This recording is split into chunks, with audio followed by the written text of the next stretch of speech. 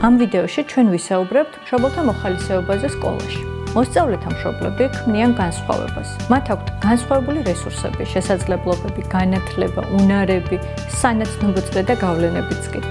მშობლებს შეუძლიათ სასკოლო ცხოვრება გახადონ ბევრად უფრო მრავალფეროვანი და ბავშვებისთვის საინტერესო.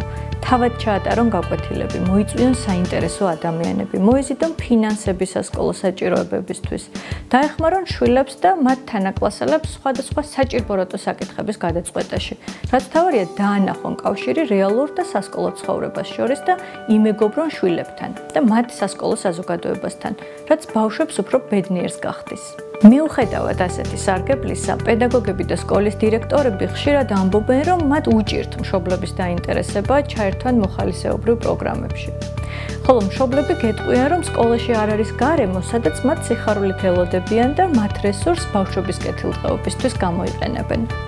საქმე იმაშია, რომ მშობლების მოხალისეობა საქართველოს სკოლებში სიახლეა და უკეთეს შემთხვევაში ფრაგმენტული ხასიათი აქვს. იმისთვის, რომ მოხალისეობის სისტემა გაიმართოს, მნიშვნელოვანია სკოლა იყოს პროაქტიული ამ პროცესში. პირველ რიგში აცნობს მშობლებს, რომ ღიაა თანამშრომლობისთვის. წლის დასაწყისშივე მოიძიოს ინფორმაცია მშობელთა რესურსების, შესაძლებლობების, სურვილების და თავისუფალი დროის შესახებაც კი. და ამის შემდეგ რამდენიმე აქტიურ მშობელთან და პედაგოგთან ერთად დაგეგმოს აქტივობები. როგორც ყველაფერს, მოხალისეობის სისტემასაც აქვს თავისი განვითარების ეტაპები. დასაწყისში მაღალი მოლოდინების შექმნა შესაძლოა იმედგაცრუების საფუძველი გახდეს. დავიწყოთ პატარა ნაბიჯებით, დავაკვირდეთ რა გამოგვდის კარგად და რა ნაკლებად. რა არის ჩვენი კლასის თუ სკოლის მშობლების ძლიერი მხარე და შევეცადოთ გამოვიყენოთ ის რესურსი, რაც გვაქვს. წავახალისოთ აქტიური მშობლები, რათა მათ თავი იგრძნონ დაფასებულად და ამ გზით შევინარჩუნოთ ისინი ჩვენს გვერდით.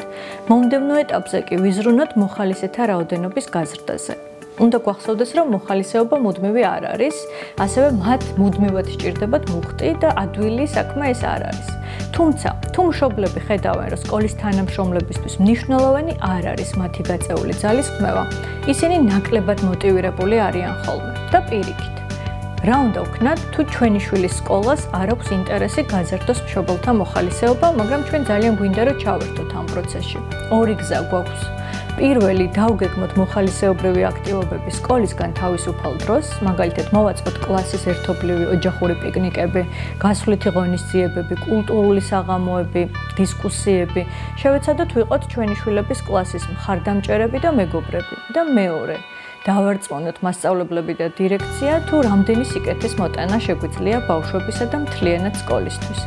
ყველა იმ ქვეყნის განათლების სისტემა, რომელიც ჩვენ მოგწონს, დგას მშობლების მოხალისეობაზე. არ შეიძლება უარი ვთქვათ მშობლების რესურსზე, როცა მათი შესაძლებლობები არის უზღვავი, განათლების სისტემას კი ძალიან სჭირდება ეს რესურსები. მადლობა ყურადღებისთვის, გისურვებთ წარმატებებს.